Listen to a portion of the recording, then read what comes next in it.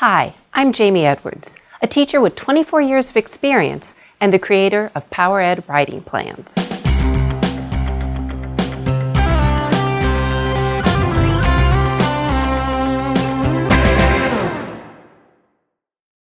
If your students are anything like mine, they often see very little difference between the first or rough draft and the final draft. In fact, sometimes the only change I get is they rewrite it just a little bit neater. But if our students are to produce comprehensive, well-thought-out essays, they must utilize the stages of writing.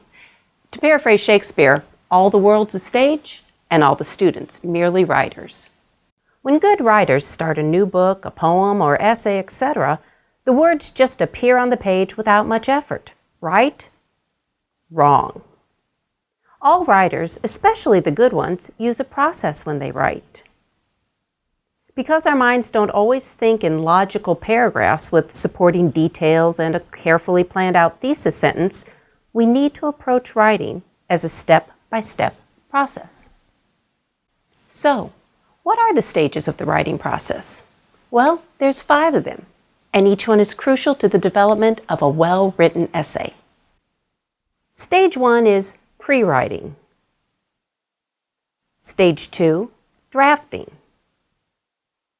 Stage 3, revising. Stage 4, proofreading. Stage 5, final draft. Now, let's take a look at each stage in detail. Introducing pre-writing, time to think. In the first stage of the writing process, the students will be laying the foundation for their essay. This is their brainstorming time. Unfortunately, this is often glossed over or sometimes skipped entirely. First, the students will need to decide on their purpose or reason for writing. This is where the students are going to determine the type of essay they're writing, whether it's narrative, argumentative, or expository.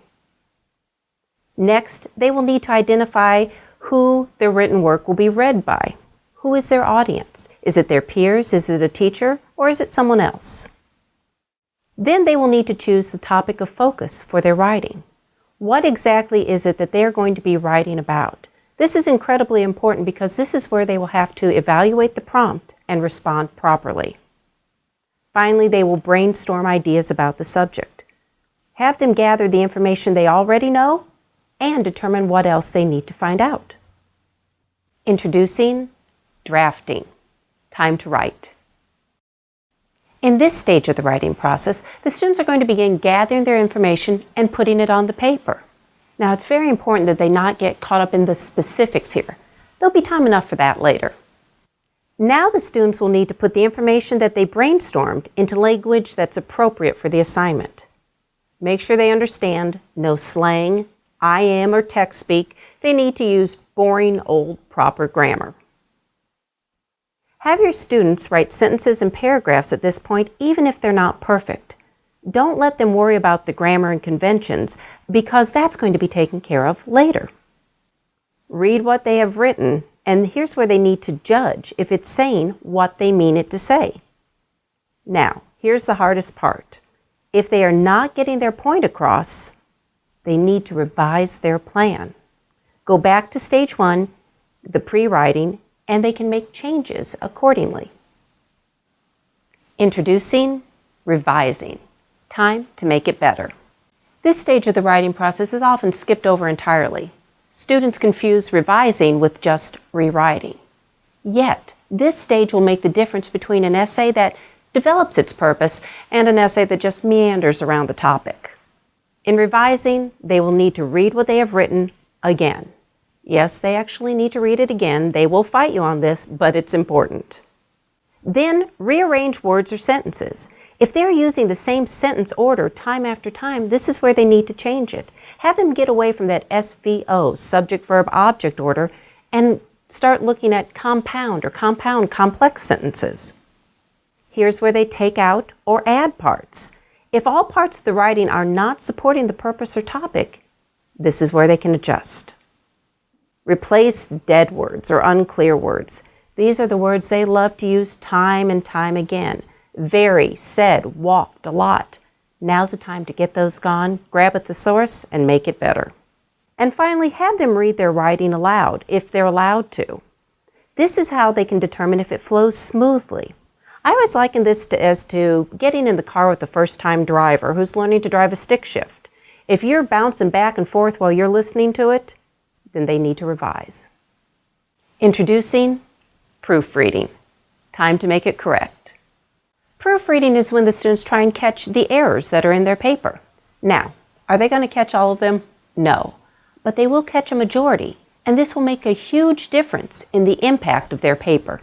In proofreading, students need to make sure that all of the sentences are complete. Just having a period at the end of a sentence does not make it a complete sentence. It must have a subject and a verb. Also, here's where they can check to make sure there is a variety of sentence types. Correct spelling, capitalization, punctuation.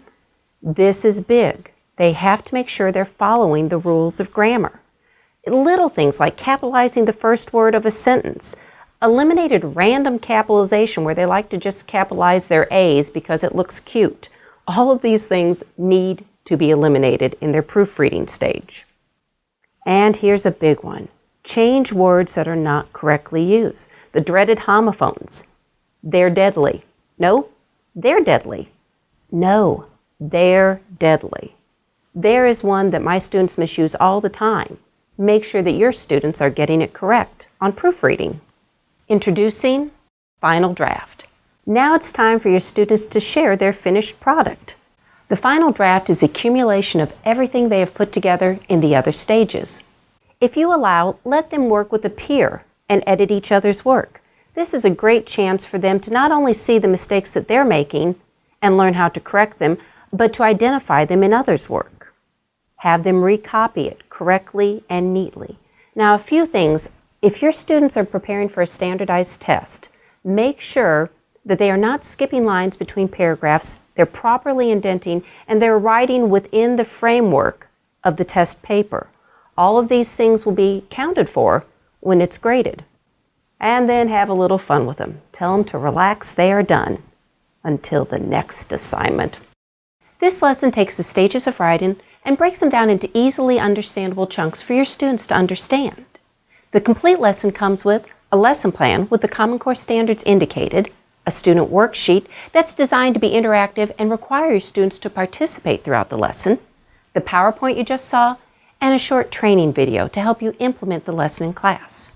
This lesson and over 100 others just like it can be found at www.poweredplans.com. Try a free trial today. No credit card required. Right on.